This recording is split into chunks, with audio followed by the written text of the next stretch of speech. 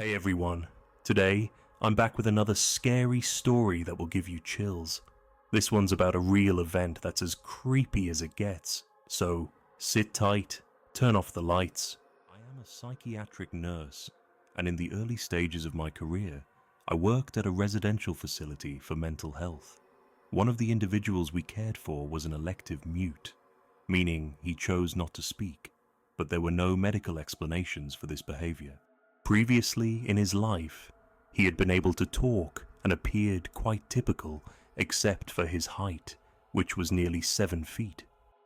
He grew up in the Deep South and enlisted in the military at the age of 19, but one night he disappeared.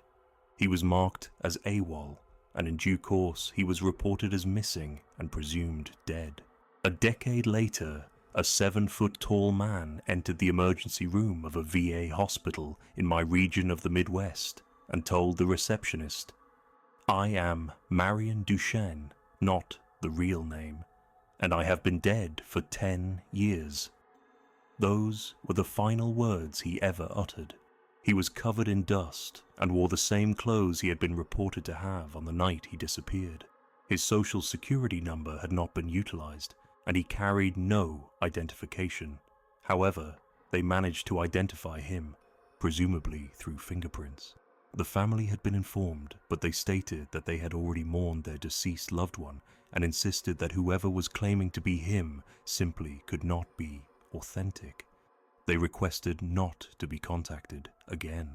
Marion spent every day pacing, moving his lips as if he were speaking or whispering, but not a sound came forth.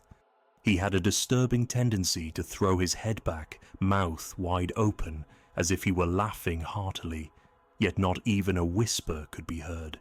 When I spoke to him, he seemed to listen, occasionally tilting his head back in that laughter-imitating manner of his. A variety of medications were attempted, but they had no impact on him, either good or bad. Occupational therapy proved ineffective, as Marion would simply smile and, unless instructed to remain still, would start walking around again. On my final day at that job, the last thing I witnessed was Marion, pacing in the parking lot, tilting his head back to laugh.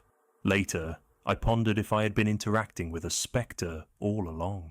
Even after all these years, I remain uncertain.